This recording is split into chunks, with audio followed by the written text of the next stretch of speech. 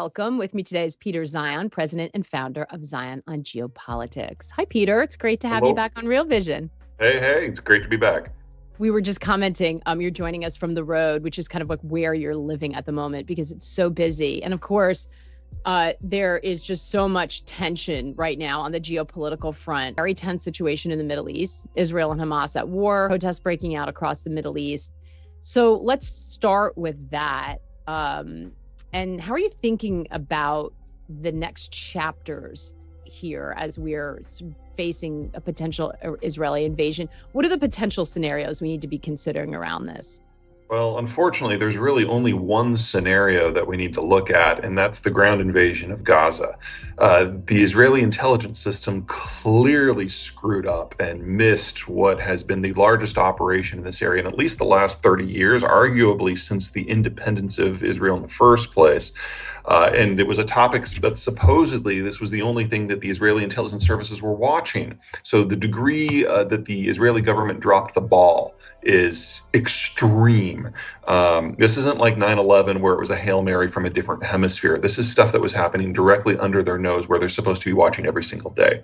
And the only way that the Israelis now can deal with it is to roll into Gaza and go house to house. Because if they had good intel on where these people were, then the attacks would have never happened in the first place. So they've got to do it the old-fashioned way. And that means sifting through an area with a population of 2.3 million people in order to find the perpetrators and to rip up Hamas by the roots. There is no way that that is pretty. Yeah.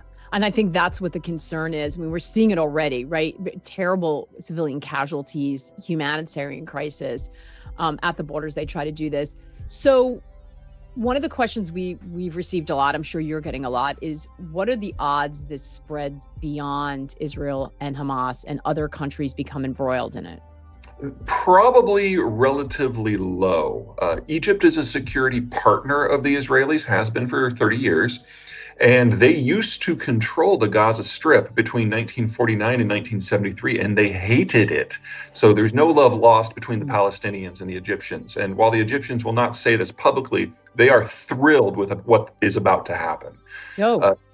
Jordan is a satellite state of Israel that is basically paid for with international aid, primarily from the United States. So that's not a security threat either. Syria is in a civil war. They don't have the capacity to control their own territory, much less do something at the Golan. That just leaves Lebanon, which is a failed state. And while Hezbollah has some teeth, what they don't have is an army. So they might be able to launch some rockets over, and that might cause some heartburn in Tel Aviv and Jerusalem. But it's not a traditional invasion. So from the Israeli point of view, all of the local states are known quantities. The only questions that matter then are Iran and Saudi Arabia. In the case of the Iranians, they have some missiles that could reach Iran, but nothing that can change the balance of forces on the ground. They certainly can't deploy an army because they'd have to go through Iraq and Syria just to get there in the first place. That's well beyond their capabilities. And then there's Saudi Arabia. Now, the Saudis have been pushing for a direct alliance with the Israelis. They've been quiet security partners for the last 20 years. Basically, whenever the United States has said something less than complimentary about the Saudis or the Israelis, the two of them get closer together. And Israel has become a transit point for American weapons technology and training into Saudi Arabia now for quite some time. And they were trying to formalize that relationship. The question now is whether that's still going to move forward. And that is subject to an internal debate within Riyadh that's intergenerational. The King's generation, the older folks, liked the idea of the Palestinian cause and thought that any deal that was going to proceed had to include something for the Palestinians as well. The younger generation, that includes the crown prince, thinks the opposite, thinks that the Palestinians are wastes of skin and just need to be disappeared into history so they can get on with the real work of Saudi power. And so they are now having a debate internally about how seriously to take this. And when they're done with that debate, which will probably be within a month, we're going to have a very firm idea of what Saudi plans are for the next 20 years. So that's very interesting. And I think that is the optics traditionally, we see the protests happening everywhere. What are the complications for the Saudis if they decide to go in that direction. It is a break with the past. How does that sit within the dynamics of the Middle East? Well, keep in mind that the Middle East is run by a series of autocrats. So you've got your political elite, in the case of the Saudis, the royal family, who control all the levers of power. And then you have the street that has to be managed. And obviously the street is boiling right now. But this isn't the first time this has happened. And it is very, very, very rare that the street can actually overthrow the elite, because the elite controls all the security services, all the guns, and generally they have no problem shooting their own people. Also remember that the street in Saudi Arabia is fat. The national security strategy of most of the Gulf states is to give their people heart disease so they can't protest. And the Saudis have been very, very successful at that. So we have a question from Ian, because we're doing this live. Appreciate your questions on the platform. Hi. If Hamas is removed, what comes after that? Do we get a power vacuum? So if the Israelis have no choice to move in, what happens to that region? That'll be up to the Israelis. It's going to go one of two directions. Either the Israelis are going to directly occupy it in perpetuity, in which case they will be fighting a series of guerrilla wars against the local population forever, or they clear out Hamas and then go home, rebuild the wall, and Hamas Mark II takes control. Either way, you're looking at a humanitarian disaster for this region for the foreseeable future. And what about the U.S. role in it? So President Biden went over. A lot of people were surprised at that move. What do you make of that, and what are the implications?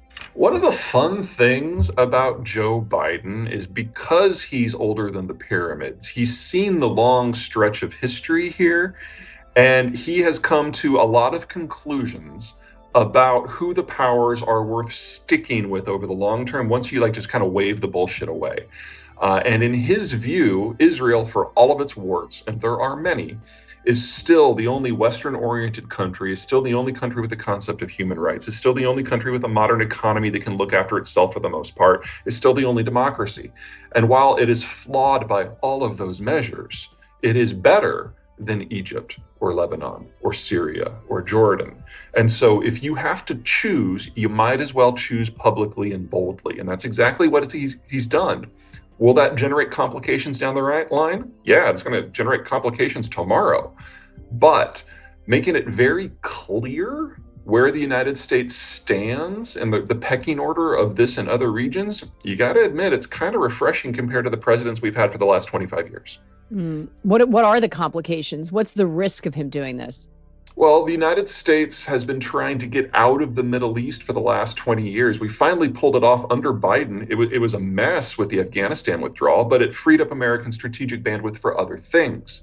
Biden's now making it very clear that he doesn't really care what happens to the Palestinians, because Israel is the friend, Israel is the family, Israel is the ally. That means that we are going to be in a situation where the street, and to a lesser degree the elites of this entire region, know exactly where they stand in American eyes, and that is going to force them to take certain policy changes that we're going to perceive as anti-American. Now, I would argue that under the surface, we were already there. I mean, let's be honest. Most of the Arab world aren't friendly, and they're certainly not what I would consider pro-American. But it's the United States establishing itself as a power broker without being a manager. And the Middle East has not had, I'm sorry, let me phrase it differently. The Middle East has not had this sort of strategic power vacuum for a very long time. It's going to lead to a lot of these smaller powers taking matters into their own hands. That's going to generate a lot more hot conflict. In the case of Israel, that's just an issue for the Palestinians. But for the case of the Saudis, that means all of a sudden they have to seriously consider arming themselves. For the Egyptians, it means that they're kind of on their own, and they're going to also have to make public stances vis-a-vis Israel and show exactly where they stand. It's a bracing moment. This region has always been a mess. Biden's basically calling it a mess and picking sides. From a train wreck fascination point of view, this is going to get really interesting. So you think that they can position themselves? Because some people, as a power broker and not a manager, so I'm assuming no boots on the ground, no presence, but picking sides. Some people would say America's ability to even do that is weakened, to say that they're a power broker when you've got China in the wings. In fact, we had a very specific question about this, and I'm going to read it. Some of you sent messages in ahead of time, DM'd me, which I appreciate. And this one is, so there's been speculation swirling, and I'm going to caveat this, by the way. We're going to take questions, whether they seem conspiratorial, where they're getting their information. I just want to. It's the Middle East. There's going to be a lot of conspiracy, no matter what. And I'm just giving voice to some of the sort of comments coming in from viewers. We're not saying one way or the other how we feel about this. I just want to make it clear, because obviously this is very fraught, right? But there's been speculation swirling about how China has been indirectly supporting Hamas by selling weapons and providing funding to Iran. There's also been talk of how a Chinese think tank back in spring of 2003 boasted that China would benefit working behind the scenes from conflicts in Europe, Middle East, and Asia to weaken the U.S. geopolitically so that they, as we know this is coming, ultimately make their move on Taiwan. Let's separate that out for a second, because we're going to dive into China later. But do all of these issues that are going on weaken the U.S. to a point where they're not really in a position to be a power broker? No, I haven't seen anything so far that really hurts the United States at this point. In the aftermath of the war on terror, we've got a million-man military that has now had 3 years to rest, recruit, and rearm, absorb the lessons, and get ready for what's next. We're not going to be putting boots on the ground in the Israeli area, certainly not in Palestine. So there's no real issue there. Also, because the United States is not involved in any sort of meaningful conflict at the time, we easily have the capacity of intervening indirectly with military support, special forces, finance, intelligence in a dozen areas at once.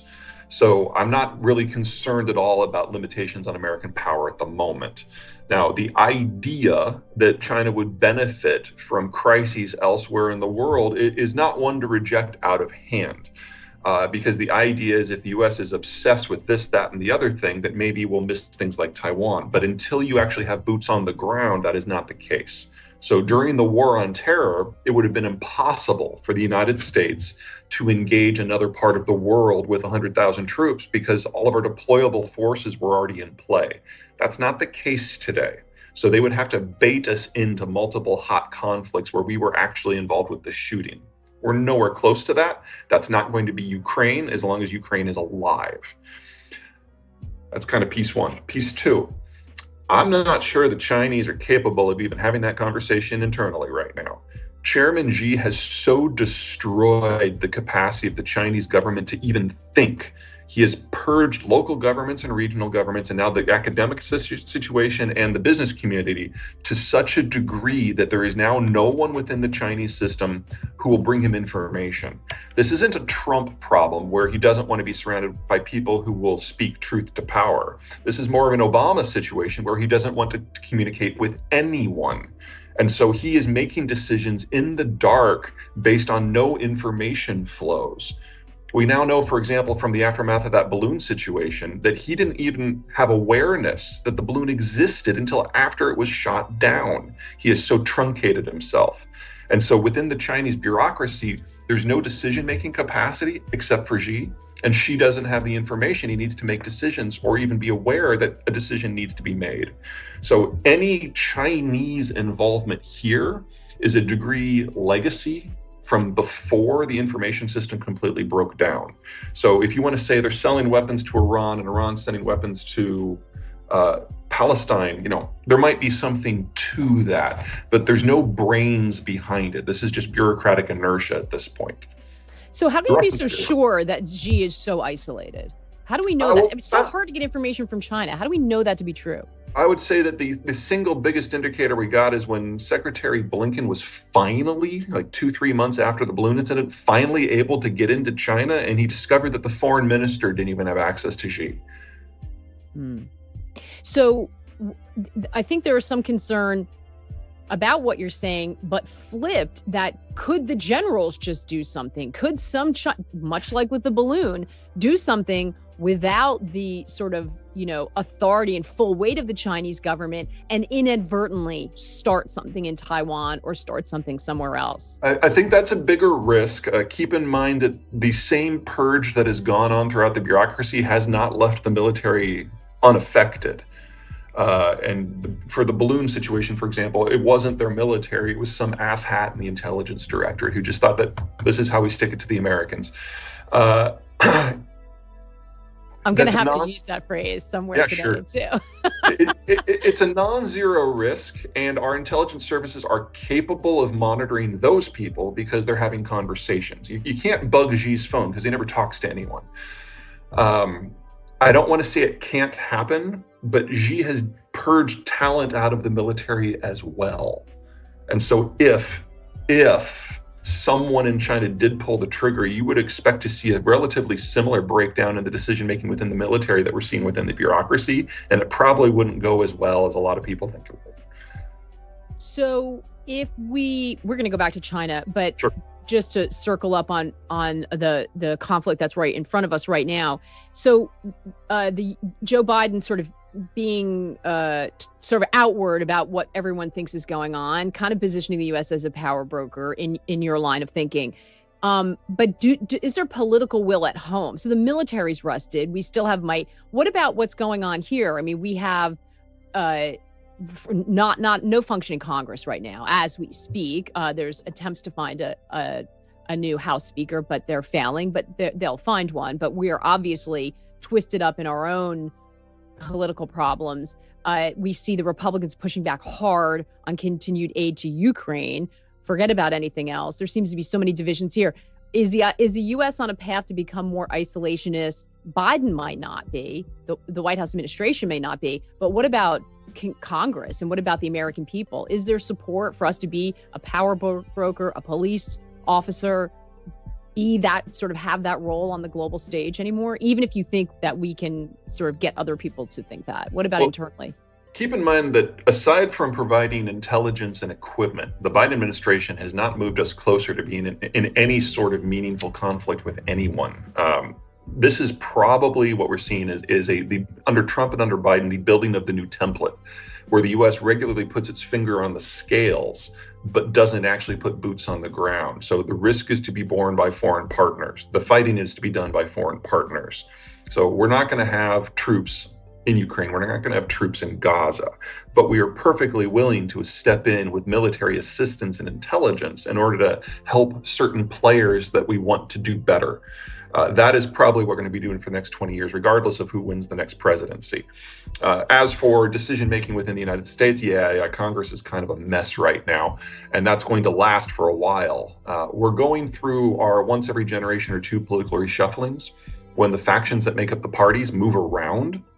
And at times like that, you get these little cliques, like the Jim Jordan clique or the Matt Gaetz clique, who rise to prominence because the party is no longer capable of policing its own. We're seeing the same thing on the Democratic side. It's just because they're in the minority, it's not as loud.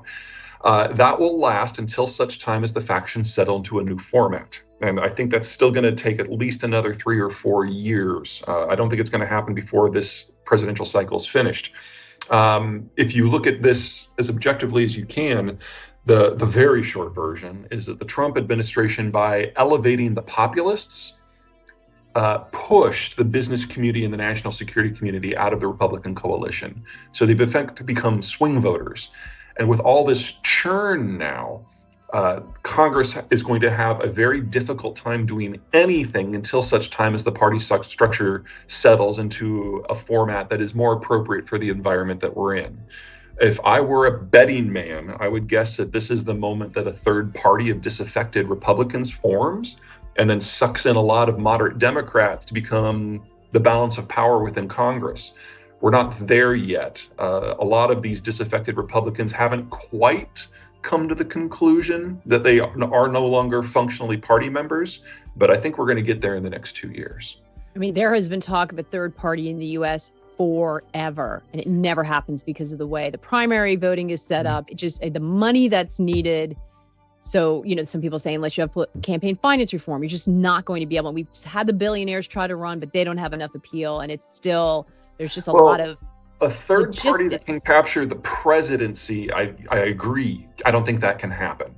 But this is the seventh time we've gone through one of these transitions. And in the first three, we definitely got a third party that formed, and then one of those three parties died. In the more recent three, what's happened is there was an evolution within the coalitions and the faction switch side. What we're going through right now is a lot more similar to the first three, because right now, the core, the decision makers, the old school Republicans have been ejected from their own institution. And these are people who have the money, who have the skill set, who know how to work together, and above all, have never not been part of a political coalition. So they're kind of having this allergic response to being out of power completely. That's going to trigger them to do something that from our point of view today might be a little unprecedented. But if you look back historically, we've done this 3 times before. Yeah, we don't look back historically often enough. It seems it's a recency bias, right? Yeah. So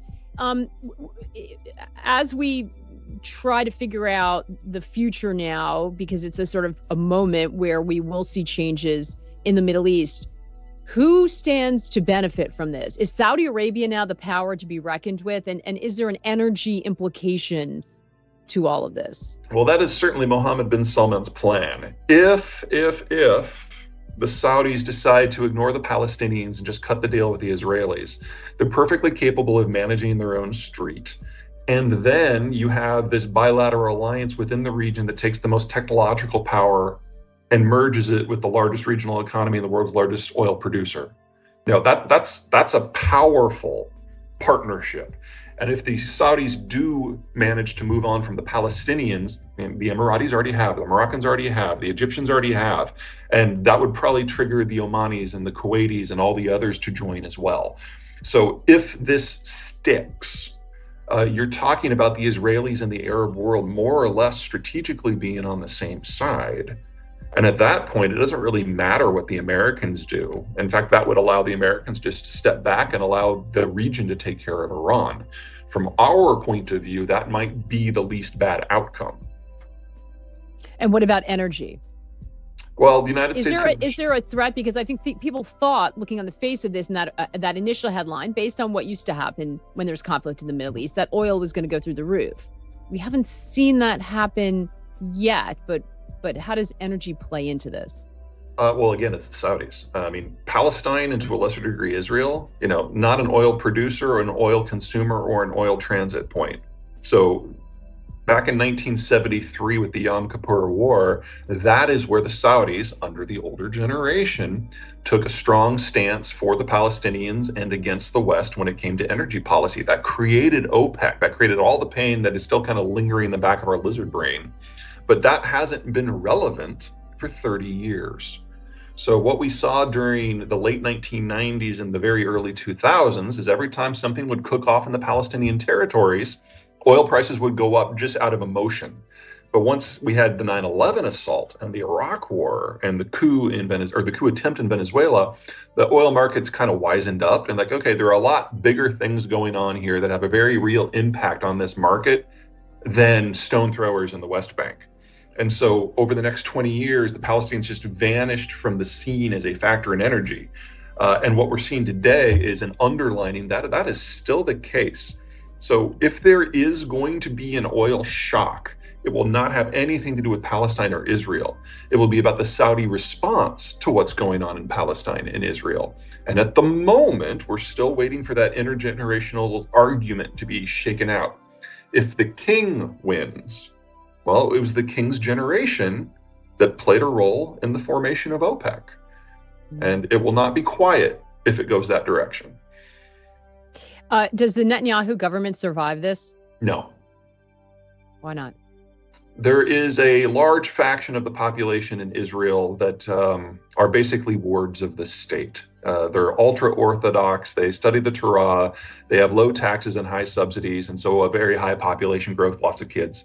And they now have been sufficiently strong at the polls to generate a significant amount of the factions that are part of the Netanyahu government. And to be perfectly blunt, most of them are wastes of skin. They've never had a real job. They've never been in business. Their education is purely religious. It's not based on politics or geography or economics or anything. And they're ministers. And they have been on watch while this attack manifested. And the credibility hit to them with the overall population in Israel is crippling. So I don't know how long this government can last, but I know that this specific government will fall because they have proven they're incapable of running the country without a lot more practice at doing something else. Now, whether Bibi falls or comes back in the next election, who knows? That dude is a political survivor. Do not write him off. But this specific coalition government, yeah, it is not long for this world. Does Biden's visit there make it more difficult for Saudi Arabia to continue on those talks with Israel? I mean, the relationship between the U.S. and Saudis have not been great. Yeah, well, I would say if you're Mohammed bin Salman, this is great because it's showing the writing on the wall and what the Americans want. And so, you can either align yourself with that or align yourself against that. The older generation, this is going to be more complicated because if there's one thing that everyone in Saudi Arabia recognizes is that they're fat and they're lazy and they're incapable of defending themselves. They have to have a security guarantor. And if they side against Israel in this fight publicly and loudly, well, that'll never be the United States or Israel then. And all of a sudden, then they've got to find someone else, anyone else. And all of the other options are messy. China doesn't have the capability to project power to the Gulf. Well, there was all these talk about yuan being priced, oil being priced in yuan, and the Chinese laying the groundwork for the moment when Saudis would turn to them. You don't think that any of that bears fruit? There's a relationship there. I don't mean to suggest they hate each other. They don't. It's a business relationship, though. The Saudis know that the Chinese don't have the military capacity to project past Taiwan, much less all the way to the Persian Gulf. But they also recognize that the Chinese are the world's largest oil importer, and the Chinese recognize that the Saudis are the world's largest oil exporter. So the idea that the two of them wouldn't have some sort of corporate economic relationship is equally silly. But there's only so far that you can take that. And as for the denomination issue, the Chinese were very clear at the BRICS summit that they had no interest in a post-dollar world. It's just that wasn't picked up by U.S. finance because it doesn't match the de-dollarization drama mantra that we're all talking about here. I mean, it's really not a discussion in Beijing or in Johannesburg or in New Delhi about the only country that feels that they have a strategic interest in a non-dollar world are the Russians, and they just want everyone to use the ruble, which is, of course, stupid. So you completely reject this because that de-dollarization theme is strong. It's strong. It's strong in your world and nowhere else. Right. Yeah. Interesting. Because we hear a lot about the weaponization of the dollar, the U.S. using SWIFT as the beginning of the end of the reign of the dollar. There's got to be an alternative. The yuan is not internationally exchanged. The rupee is a very soft currency. The Russian system is under sanctions, and the Brazilians have no idea what they're doing. There is no alternative here at all. The closest would have been the euro, but 10 years ago when they were having their financial crisis, they started confiscating insured banks deposits to pay for their bailouts, which eliminated any possibility of ever being the euro. And in the aftermath of the sanctions on Russia, the euro and the yen are de facto subsidiaries of the US dollar now. I mean, there's not even anyone who's pretending that they might be next. So Edward, I think we answered part of your question with China's role in the conflict and strategic objectives, but Edward was also asking about Russia. So this has in many ways, of course, obscured all headlines about what's happening in Ukraine. I mentioned before that there's been pushback from the Republicans and members of Congress about continuing to fund that. What is this? How does this situation in the Middle East now impact the conflict in Ukraine? Well, it's definitely a problem because it's a distraction. There is no economic outcome from the Gaza operation. It's a non-factor economically. And from a strategic point of view for the United States, it's also a non-factor. The only way it matters is through second, third, and fourth degree steps that none of which are guaranteed to happen, none of which are likely to happen. But Ukraine, couple orders of magnitude more important. This is the 9th war that the Russians have launched since 1991 and in an attempt to reshape their neighborhood. And if they succeed in Ukraine, Ukraine doesn't solve their strategic problems. They're trying to build a better external crustal defense. Romania, Latvia, Lithuania, Estonia, and Poland solve that problem. So if Ukraine falls, we will have a different war, and one where the United States will have boots on the ground and nukes will fly. So blocking the Russians from advancing past Ukraine is a core national interest to the United States. In addition, the economics of this speak for themselves. You've got the world's #1 wheat exporter and #5 wheat exporter locked in a war. It involves the world's largest and third largest sources of potash fertilizer. It involves the world's second largest sources of oil and natural gas. The economics of this are immense. And so I can think of no better way of showing you that everyone who was Republican who could do math has been ejected from the party than talking about how Republicans are now against assisting a country that is a democracy have failed, an economic conduit that's critical in order to hold back a irredentist power that holds huge control over wide swaths of the global economic system. I mean, it's like this should be the type of conflicts that traditional Republicans are all about because it stops so many things. But instead, we've got this wing of the party that has managed to take over and clearly can't find Canada on a map or do basic math.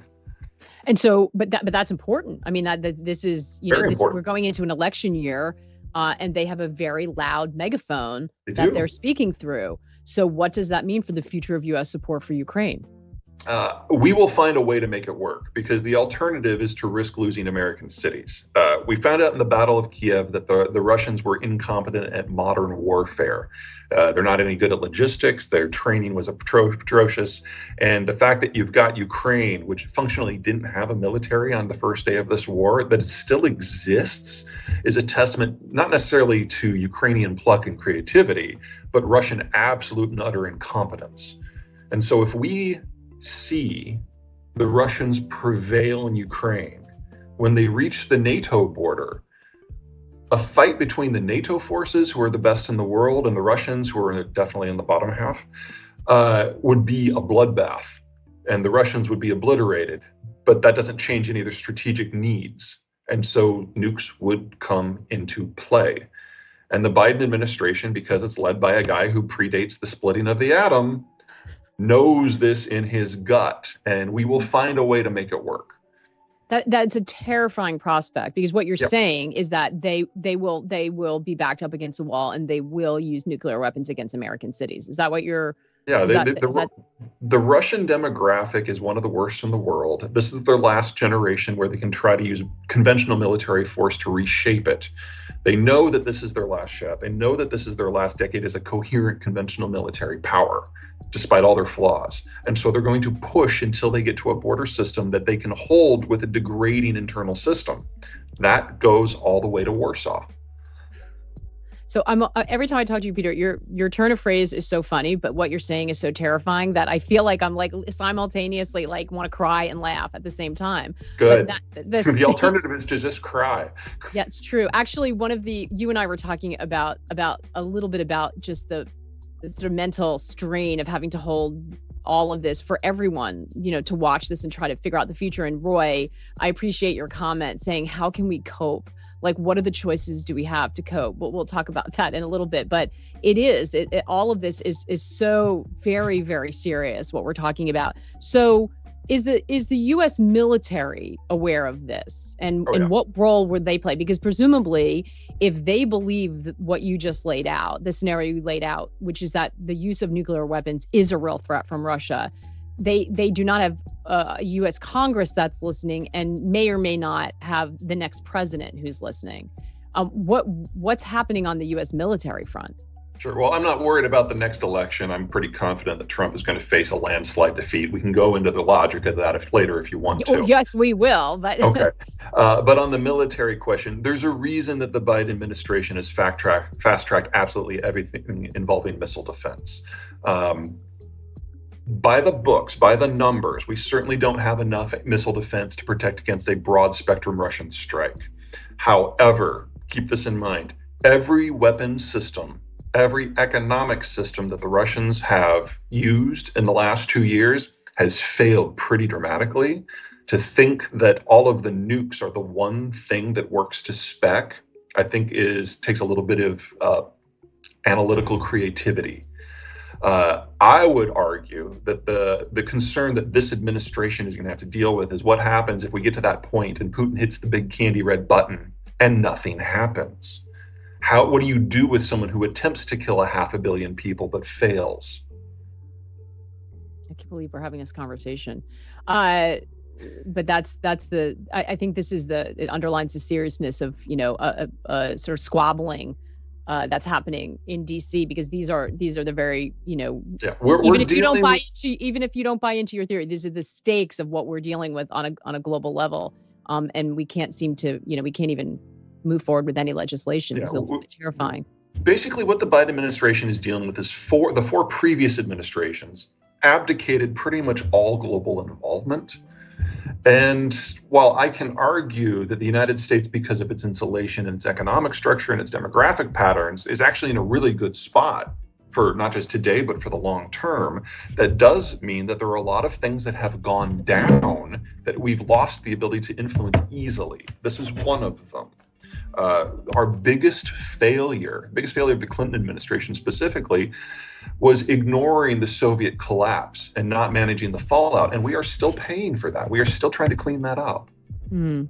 So General Mark Milley, former chairman of Joint Chief of Staffs, has been making the rounds and was just, I think, on 60 Minutes and warned about the changes that technology is bringing to the battlefield, specifically drones. We've seen them in Ukraine. I believe they were used in the Hamas attack, but they certainly have risen, in everyone's mind now about how. And now add on AI to that. We know the Chinese have been investing massively, we think, in the use of AI military. The general certainly thinks that they have done that. How does this change the calculus of war? Because if we're talking about shooting nukes, that seems very old school. But what about the threat? How do you contain this kind of technological threat that maybe you don't need the kind of apparatus and money that you used to? Doesn't that sort of make it a far more dangerous landscape? It certainly makes it messier. So until very recently, the United States was the only player in the game when it came to drones. We had drones of every size, from things the size of a grasshopper to things the size of a 737. What is unique about the American drone system, and so what we thought was true about all drone systems, was that they were expensive and they were in small numbers. American technology, when it comes to the military, has always been about quality over quantity, because wherever we go in the world, we will always be hideously outnumbered. So we've got to be able to punch harder at a further distance. And that's the Reapers, and that's the Predators, and that's the Special Forces drones, all of that. What we have seen in the last few years, however, is that there's a cheap approach, that there's nothing about the technology that says it has to be top notch. And if you make 50 really, really cheap ones, you can still do a lot of damage. Now, for the United States, I'd say that kind of the problems fall into two general categories. The number one is the new Joint Strike Fighter, which is supposed to be our only airborne weapons platform for the next 20 years. Its range is somewhat limited, and those little Iranian moped drones have greater range than the Joint Strike Fighter. So all of a sudden now, our weapons platform, to be perfectly blunt, is broadly useless. Because if they were to launch 1,000 of those things at a base where the JSF was based, one of them is going to get through, no matter how good your defenses are. So that limits the sort of military activity the United States can do, largely removes our ability to have air cover from ground installations. We'll have to do it only from naval platforms.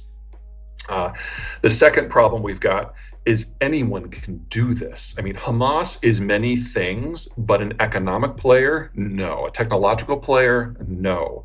And the fact that you can basically put these together in your garage and launch them by the dozens makes for a different sort of conflict. Now, that works both ways. And what the United States military is doing is something called the Replicator Initiative, where it will basically start using American resource scale to build Hamas-style drones. And the goal is to be able to independently attack 2,000 Chinese targets and destroy them within 24 hours using our naval platforms. So basically, things like destroyers and, God forbid, carriers just carry tens, if not hundreds of thousands of these things, and we just launch a locust swarm. So two can play by this game, but it does mean that the military tactics that we use are going to have to evolve. Instead of having a very small number of very high-end military vehicles, you just launch a cloud of very low-end stuff that is attritable and disposable. I don't think people have thought through how much that gives the advantage to a country like the United States. We will have to fight differently, and kind of the sunk cost that we've put into some of these technologies are suddenly going to become very questionable.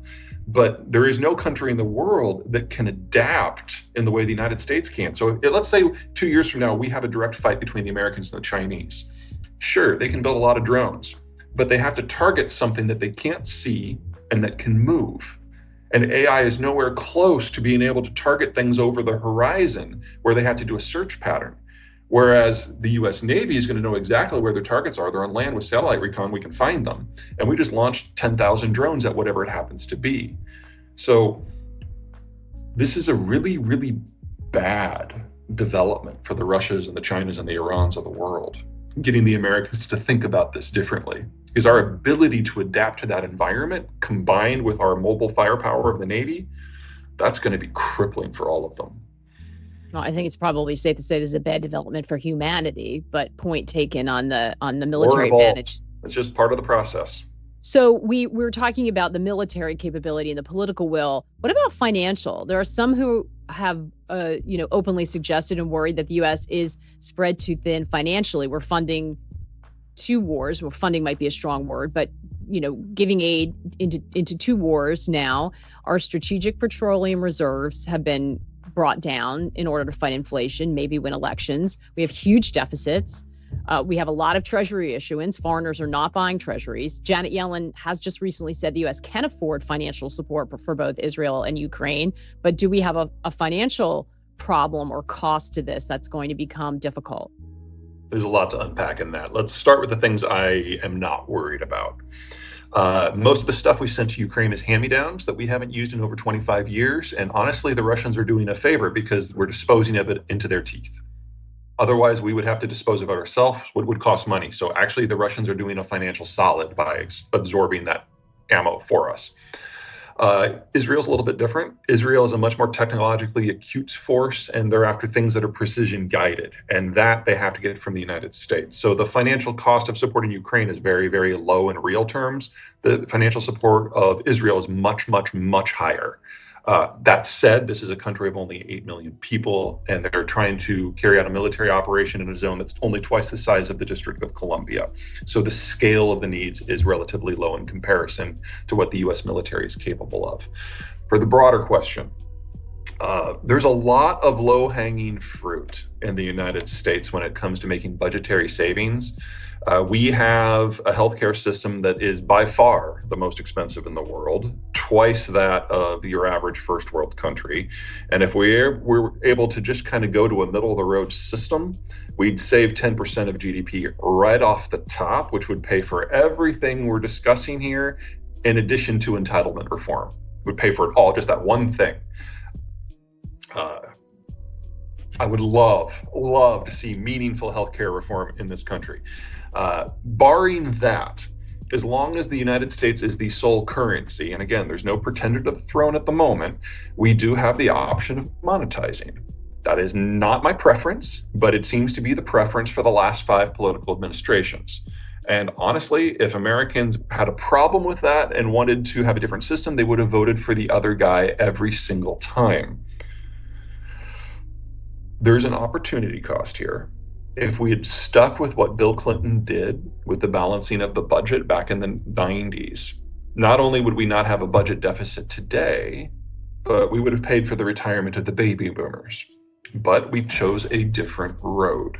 So there's a difference between the opportunity cost and a national cost. there's no alternative for anyone right now. And honestly, the more the US withdraws from the world economically, the more viable the US dollar becomes as the global currency. Because the first thing you want from a currency is for whoever controls it to not intervene in currency markets to benefit themselves. So I feel bad about this. I'm a fiscal conservative, but people who feel my way have been out of power now for a very long time. Yeah. And I've learned to live with it. You could say that again. But which brings us back to the potential third party. You said that you believe that Trump is going to lose in a landslide. Sure. That would seems contrary to a lot of the polls and certainly what his supporters believe. Why do you think it's going to go that way? Well, his supporters obviously believe in him. No shock there. Okay, so a couple things. Number one, he has full control over the Republican Party apparatus, and I have no doubt that he'll get the nomination. I mean, he could campaign from prison where he's been convicted of 90 felonies, which is how many there are now. And he could live stream the abortion of his underage illegal migrant trans lover, and he would still get the nomination. He's got a lock on that. His supporters are fervent. They're cultists. They're not going anywhere. But then he has to win the general. And if there is one thing that Donald Trump has made very clear, it's that he doesn't think that the decision should be made by the general population in the general election. He wants the competition to be purely at the primary level. And so if you're an American independent, you're like, hold my beer. Because independents in the last midterms did three things that hadn't happened in American history before. One, they showed up. Independents usually don't vote in the midterms at all. Second, independents will violently vote for their own perceived best interests. And in exit polling, they indicated they thought the Biden administration was doing a horrible job and that his economic policy was borderline suicidal, and that the damage being done to independents in particular were unfair and unwise. And they voted for Democrats anyway. And then third, independents almost never vote for the same side twice. They're very fickle. And so when Trump lost, they were voting against him. And then they voted against him again. And so if the independents are willing to break all these normal patterns, you've got to look at the electoral map of the United States and figure out which states the independents hold the swing. And that's about 20 of them. And so you take the states that will go red no matter what happens with the independents, and the ones that will go blue without whatever happens to the independents, you put them to the side and you look at what's left, they all go purple. So we're probably looking at the Trump team getting maybe a dozen states, none of which are big. And with Biden sweeping, among other places, Texas and Florida. You think both of them make it to the election? I mean, not to be grim. Oh yeah, no. This all assumes that neither of them die. That's fair. If one of them keels over for whatever reason, then we're in a completely different environment. And a really unpredictable one that close to the election. Right. Yeah. Which, incidentally, is another great entry point for a potential third party. Right. Right. Someone who sweeps in and can get away with not having done the full. At that point, you might be able to talk about a presidential run from a third party. Mostly, I'm focused on Congress. Right. How are you thinking? You were in Mexico not long ago. A lot of attention always during an election of the crisis at the border. It's being broadcast nonstop in certain areas of social media. Certainly going to the Republicans or certainly try to use it against the Biden administration. Sure. To drum up support. I know you of course concentrate on demographics. How are you thinking about what's happening at the border? Well, let's hit it from the non-political demographic angle first before we get into the muck. The United States birth rate is the lowest in its history. And if we continue on our current path, we're going to be facing a Chinese or European style dissolution 50, 60 years from now. So we're at the beginning of what could be a very dangerous period. And in the next 15 years, we're going to see China and Germany disassociate. And so we're going to get some very clear examples of the path that we're on soon. When you say disassociate, what do you mean by that for people who don't follow demographics? China will cease to be a functional nation state with an industrial economy. Because of the birth rate? Yeah, their birth rate dropped by 70% in just the last 5 years. During COVID. Predating COVID.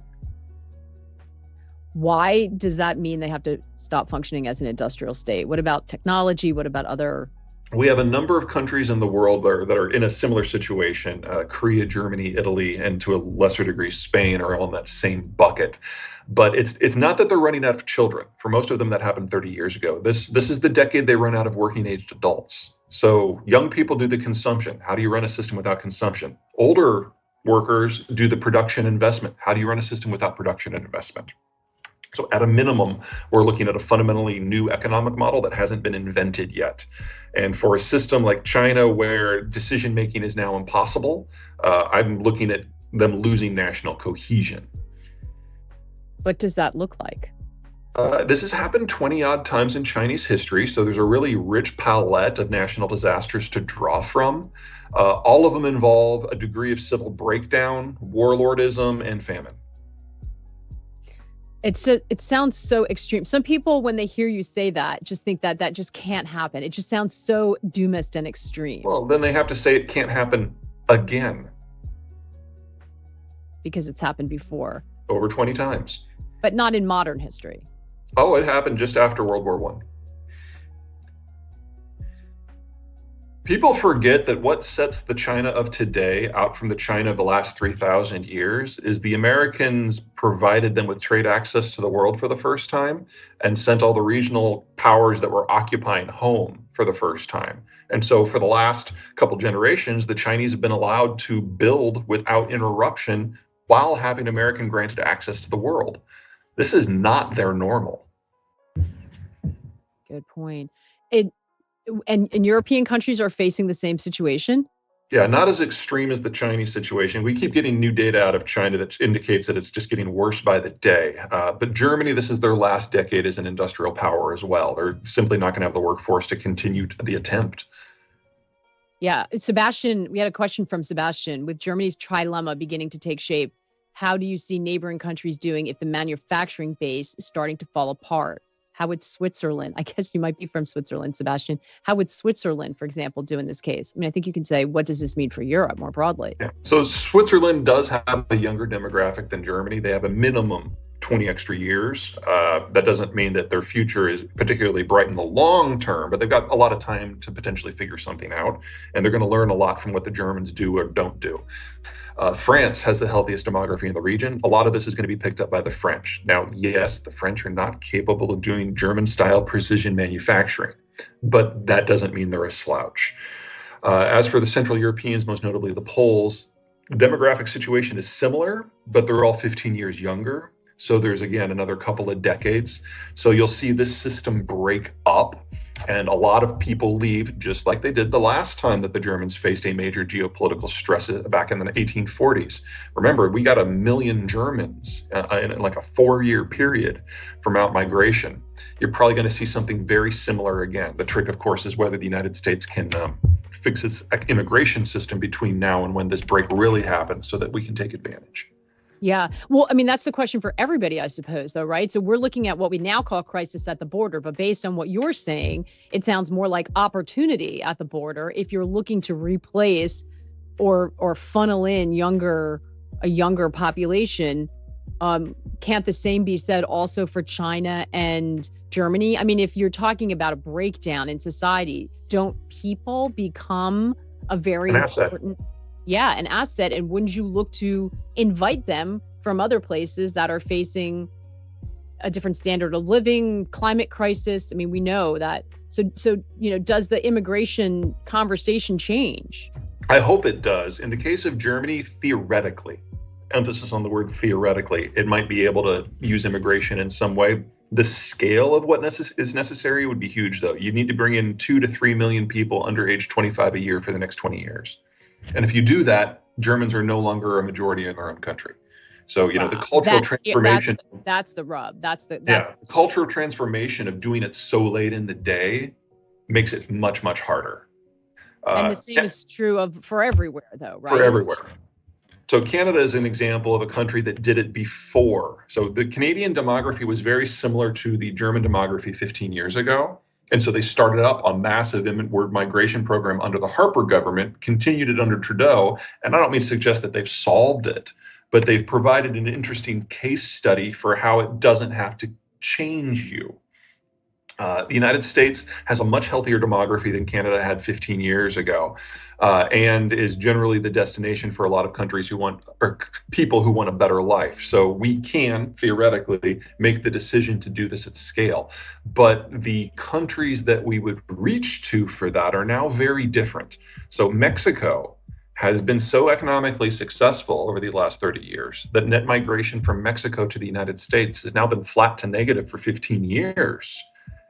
And with NAFTA, they've industrialized and their birth rate has dropped. And so now they are a destination country for inward migrants as well. And so for the first time in US history, we've got Canada, the United States, and Mexico who are all on the same side when it comes to migration issues. That's a very different conversation that's being had now compared to just 5 years ago. Most of the migrants we're getting are coming from failing states. El Salvador, Honduras, Nicaragua, Cuba, and most recently, Venezuela. The numbers, the apolitical numbers are obvious. We need these people. The politics are obviously more of a problem. And in that, the issue absolutely has been Donald Trump, because he's done two things. Number one, he's closed down almost all methods for legal migration. So it doesn't matter if you don't know how to clean a window. It doesn't matter if you can design a supercomputer. You have to come illegally if you want to come to the United States. It's like, so all the people that we say that we want, we're saying they can't come either. Second, he built the wall. Now, the wall is going through the border zone, which is the most remote part of the American continent. The Chihuahuan and the Sonoran deserts are some of the greatest natural barriers in the world. And by building the wall, he has built 50 construction roads across this barrier in order to build something that's 20 to 30 feet tall. Well, I ask you this, if you can quadruple your income by using a ladder once, wouldn't you? Especially now that on the other side of that ladder is a road. Are roads. Yeah. So Donald Trump functionally has been the most pro-illegal migrant president we've ever had.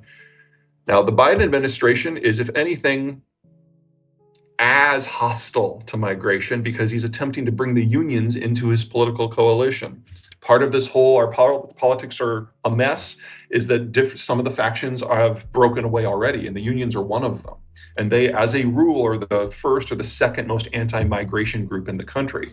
So no one in Washington wants to talk about meaningful immigration reform until we know where the unions are going to land.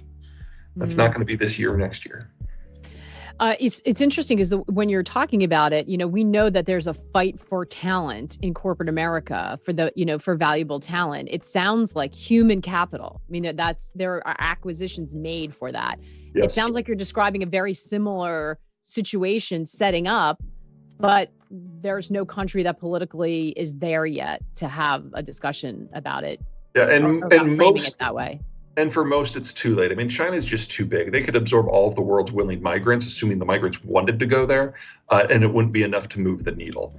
Canada is a very special case. Their percentage of foreign-born is triple that of the countries in second place, and it's a tie between us and Australia and New Zealand and Argentina, where we're all at right around 3%, whereas the Canadians are at about 10%. When you're traveling around talking to people, so many people are just fundamentally closed off to the idea that China might be as weak as you say. I mean, we have certainly hear voices that are convinced that they're an existential threat to the U.S.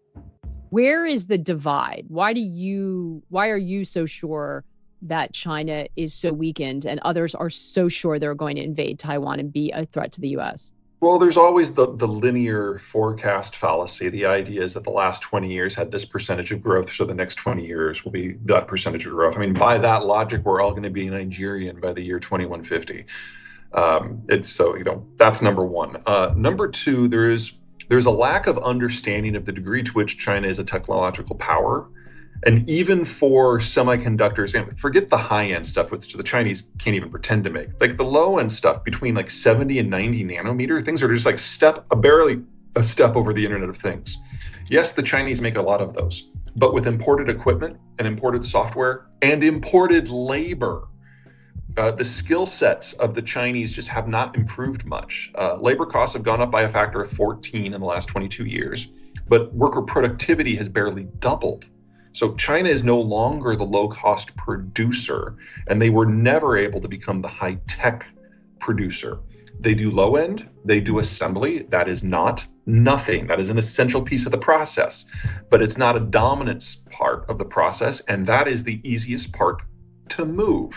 And so what we've been seeing in just the last couple of months is foreign direct investment is now negative, because people are realizing that you don't put your people at risk. You don't put your capital at risk in a system that now criminalizes due diligence.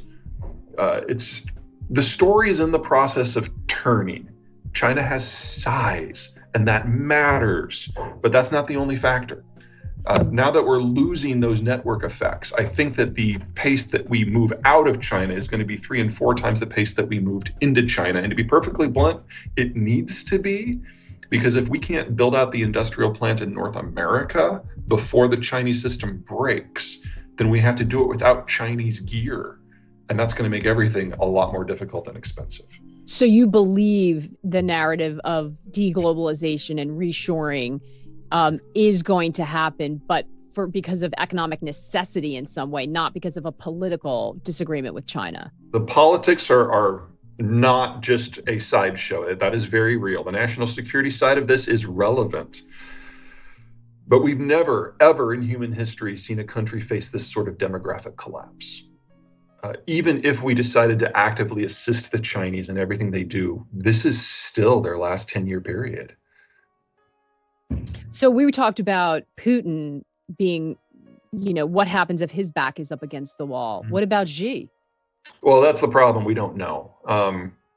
There's this great story that I was told once that basically, you remember back in January, just before the Ukraine war started, when the United States was releasing this intelligence that not a lot of people believed about what the Russians had planned up to and including the day that the war was going to start.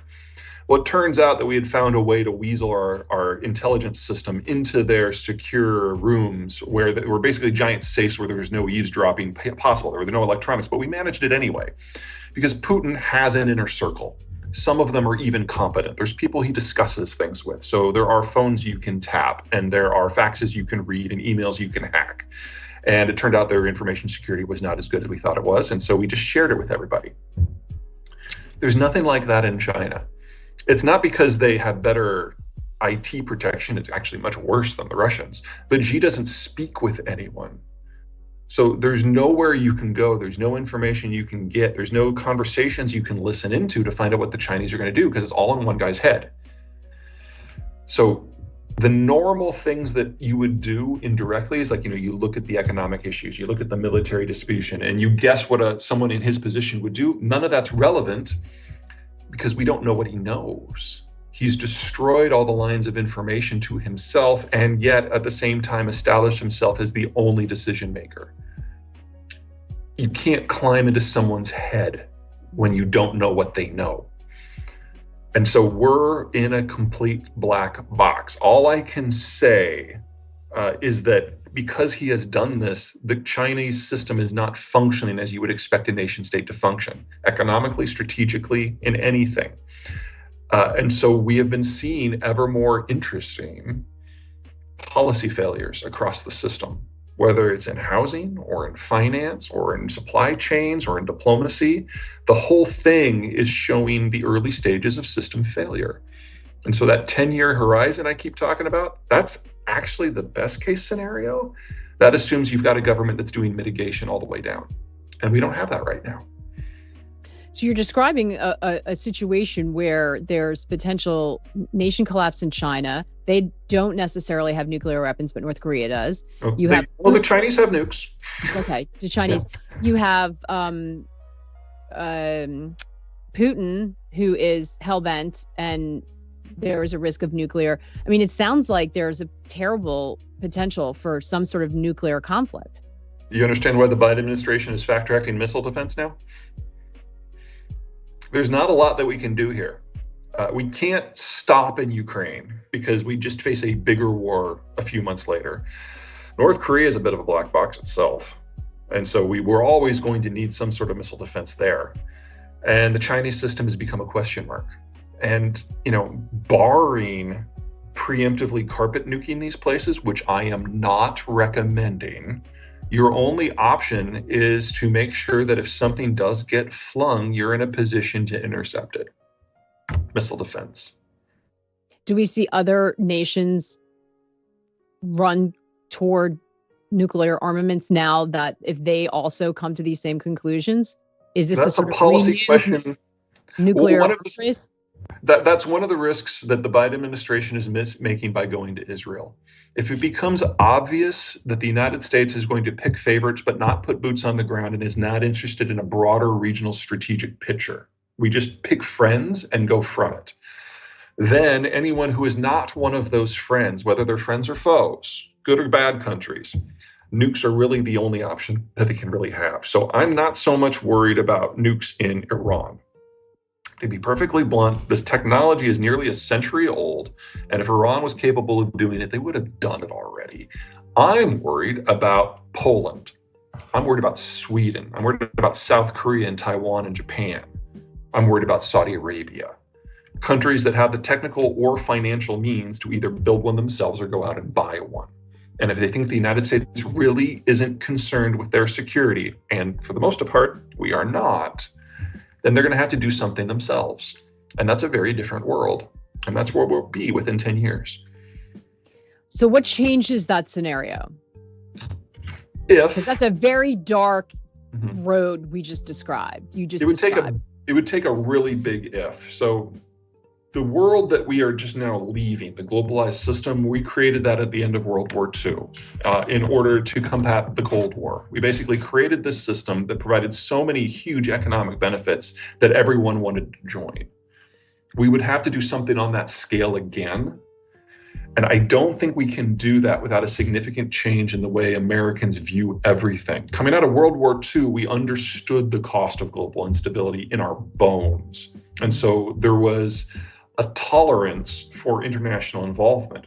We didn't have that after World War I.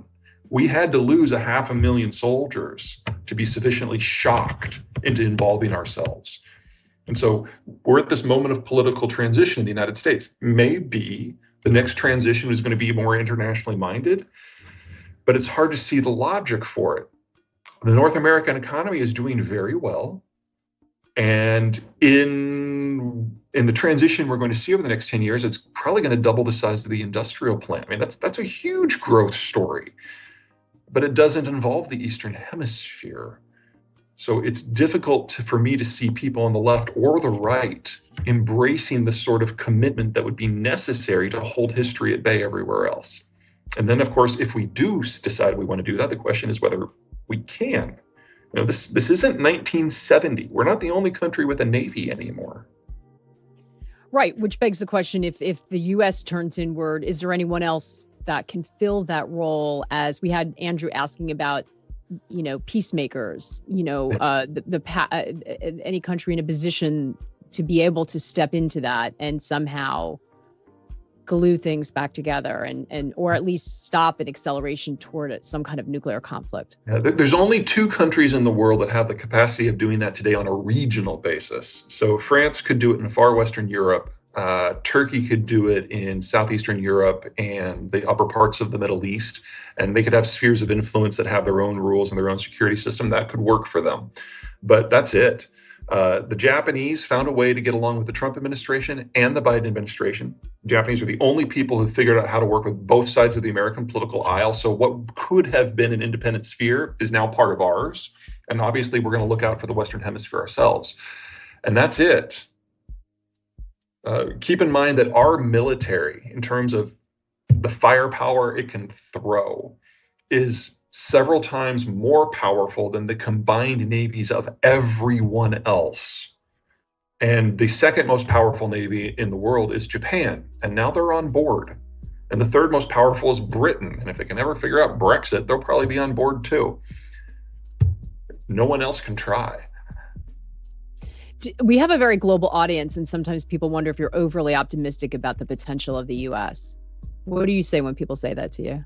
Oh, I'm perfectly willing of dumping on the United States when we do something stupid, and we do things that are stupid a lot.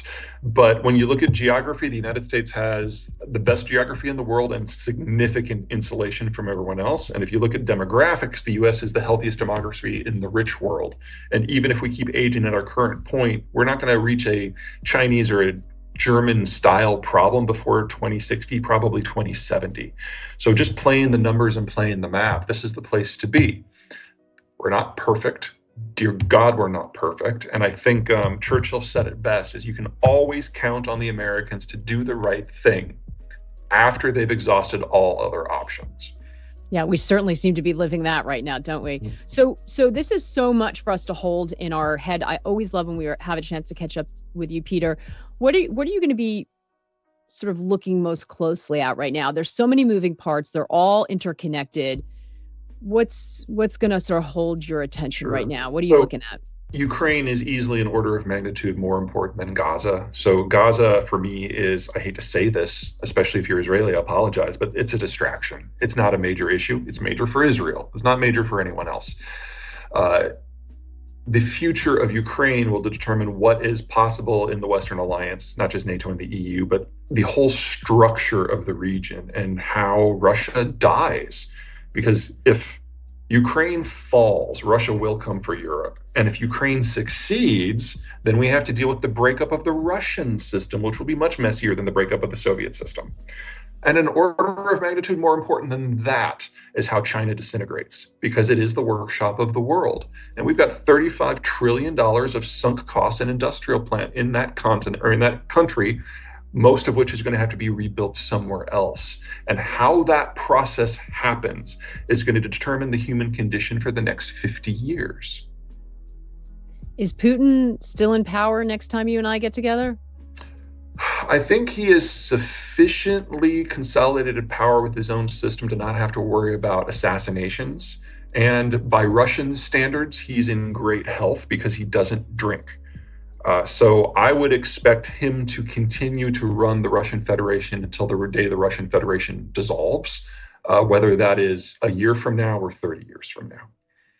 Which I assume is a big risk, because if he's not willing to yield power, it can't be taken from him. That will complicate the end. He spent a lot of his last 22 years as president basically dismantling the methods by how someone might rise up through the system. So he's got his inner circle, he's got his outer circle. The two of them combined are under 130 people. And that is everyone within the Russian system who is a decision maker. There's no one coming up from below. He hasn't been as thorough of purging the system as, say, Xi has, because Xi is one. There's no one else. But Putin has done a very good job of making sure that those 130 people think of him as the person who ultimately decides everything that matters. And they know that there is no one else among the 130 that could even theoretically take Putin's place, with one exception. There's a guy by the name of Igor Sechin who runs Rosneft, the state oil company, used to be an arms smuggler during the Soviet period. He might have the guts and the brains to do it. But if there's one thing that the other 129 agree on, it's that Igor Sechin is an asshole, and he would probably be killed within 24 hours of offing Putin. Well, everyone there's no one survives trying to take out Putin so far. So he must have a long reach himself. Yeah, well, I mean, he comes from the security services. So intelligence is in his blood, and that's where his strongest allies are. And his second strongest allies are in organized crime. So if he wants somebody gone, he either has the official state do it or some irregular group do it. And it's, at least from a leadership point of view, it's been effective. All right, Peter. As usual, it's going to take me a while to recover from this conversation, but we love catching up with you. We appreciate all your insights. I think we managed to cover just about everything. So yeah, look forward to doing it again soon. Until next time. Yeah, thanks. Be well. We hope you enjoyed the video. At Real Vision, we help you understand the complex world of finance, business, and the global economy with in-depth analysis from real experts. Join the revolution at realvision.com.